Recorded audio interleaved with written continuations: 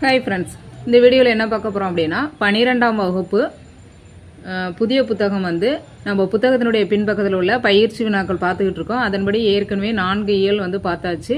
அது பார்க்காதவங்க பிளேலிஸ்ட்டில் மொழித்திறன் பயிற்சி அப்படிங்கிற பிளேலிஸ்ட்டில் இருக்கும். பார்த்துட்டு அதுக்கு மாதிரி இந்த வீடியோவுக்கு வாங்க. இது வந்து இயல் 5. அடுத்தது இதில் ஃபஸ்ட்டு என்ன பார்க்க போகிறோம்னா பிறமொழி சொற்களை தமிழ் படுத்துக. இது பார்க்க போகிறோம். பிறமொழி சொல் வந்து எப்படி கண்டுபிடிப்பதுன்னு சொல்லிட்டு ஒரு வீடியோ இப்போ தான் போட்டேன். அது வந்து தமிழ் இலக்கணங்கிற பிளேலிஸ்ட்டில் இருக்குது. அதை பார்க்காதவங்க பார்த்துட்டு வாங்க. இதில் நான் அண்டர்லைன் பண்ணியிருக்கிறது எல்லாம் வந்து பிறமொழி சொல். சர்க்கார் இதுக்கான தமிழ் சொல் வந்து அரசு. சம்பளம் ஊதியம்.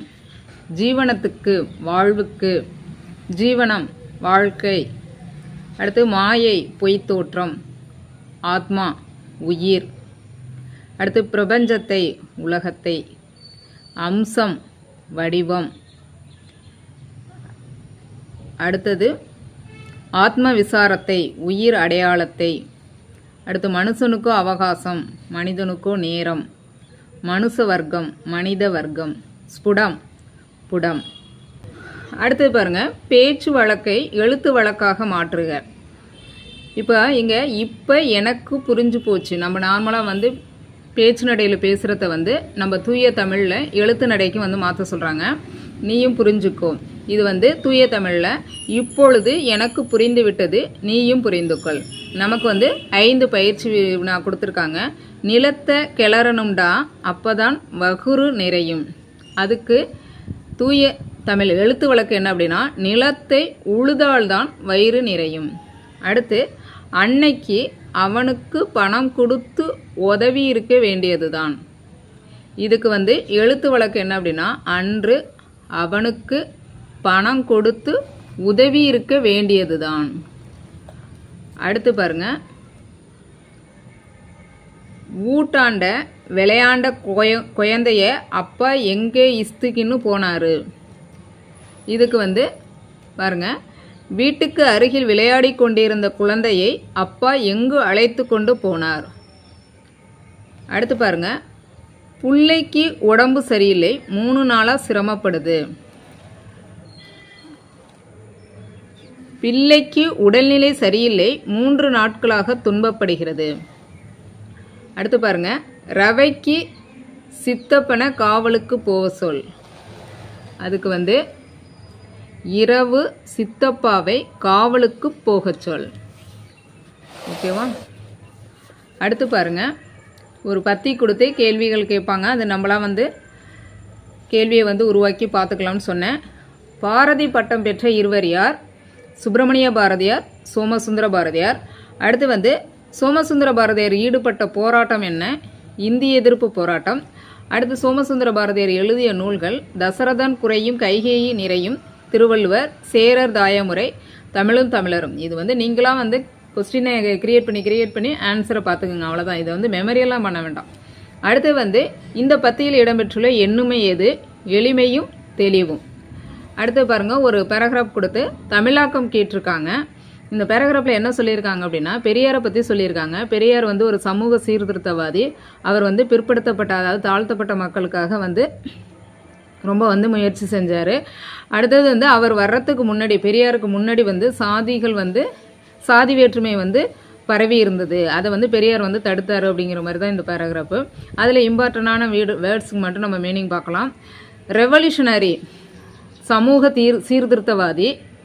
அண்டர் ப்ரிவிலேஜ்டு அப்படின்னா தாழ்த்தப்பட்ட அல்லது பிற்படுத்தப்பட்ட. டீப் ரூட்டட் அதாவது டூட்டடுன்னு கொடுத்துருக்காங்க, அது தவறு. டீப் ரூட்டட் அதாவது ஆழமாக வேரூன்றியது அதாவது பரவியது அப்படிங்கிற அர்த்தம். அடுத்து பாருங்கள், இலக்கிய நயம் பாராட்டுக. இதில் வந்து முதல் எழுத்து ஒன்றி வந்தால் அது என்னென்னு சொன்னோம்? மோனைன்னு சொல்லுவோம். அப்போ நன்மை நாடும் நானா முதல் எழுத்து ஒன்றி வந்திருக்கா. அடுத்து வந்து திண்மை தீண்ட தீ ஒன்றி வந்திருக்கு. இது வந்து மோனை. அடுத்தது இது பாருங்கள், 2ஆம் எழுத்து ஒன்றி வந்தால் எதுகை. அப்போ பிறப்பினால் சிறப்பு. அடுத்தது திண்மை தீண்ட இது வந்து எதுகை. அடுத்தது பாருங்கள், இயைபு. வாராதப்பா பா பான்னு முடிஞ்சிருக்கா, தார்னு முடிஞ்சிருக்கா. அப்போ இது வந்து இயைபு. இது என்ன அணி அப்படின்னா இயல்பு நவிர்ச்சி அணி. அதாவது சாதி வேறுபாட்டை வந்து இயல்பை வந்து எடுத்து கூறுவதனால இது வந்து இயல்பு நவிர்ச்சி அணி. ஓகேவா?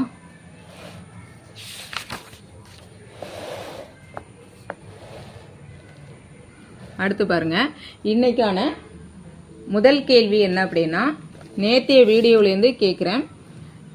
எறும்பு ஊற கல்லும் தேயும் என்னும் உவமை தொடரின் பொருள் என்ன? எறும்பு ஊற கல்லும் தேயும் என்னும் உவமை தொடரின் பொருள் என்ன? பாருங்க, பொறுத்துக. திருவல்லிக்கேணி ஆறு, கூவம், பக்கிங்காம் கால்வாய், மாவலிபுர செலவு, பல்லாவரம், கல்கோடரி, எழும்பூர் அருங்காட்சியகம். அடுத்து உள்ளொன்று வைத்து புறமொன்று பேசுவார். இத்தொடர் உணர்த்தும் பண்பு என்னன்னு கேட்டிருக்காங்க. விடை முரண்பண்பு. அடுத்து விளியேறிங் அமளி, இதில் குறிப்பிடப்படும் விலங்கு நாய். அடுத்து இலக்கணத்தை ஏற்றுக்கொள். படிமம் என்பதன் பொருள் காட்சி. காலை இளமையில் நன்றாக மேய தும்பறுத்து துள்ளி வரும் புதுவையில் இக்கவிதையில் டேஸ் பயின்று வந்துள்ளது. ஆன்சர் வினைப்படிமம். அடுத்து கூற்று காரணம் கொடுத்துருக்காங்க. கூற்று உவமை உருவகம் போல படிமமும் வினை பயன் மெய் உரு ஆகியவற்றின் அடிப்படையில் தோன்றும். கூற்று சரி. காரணம் எவ்வகையான படிமமாக இருந்தாலும் அது காட்சி வழியே கருத்தினை விளக்குவதில்லைன்னு கொடுத்துருக்காங்க. அது தவறு, விளக்குகிறது. அப்போ விளக்குவதில்லைங்கிற தவறு, விளக்குகிறது தான் சரி. அடுத்து மெய்ப்படிமத்திற்குரிய பாடலை தேர்க. பாசிமணி கண்ணும் சிவப்பு கோட்டு கழுத்தும். அடுத்து மாந்தோப்பு வசந்தத்தின் பட்டாடை உடுத்தி இருக்கிறது. இதில் எவ்வகை படிமம் வெளிப்படுகிறது?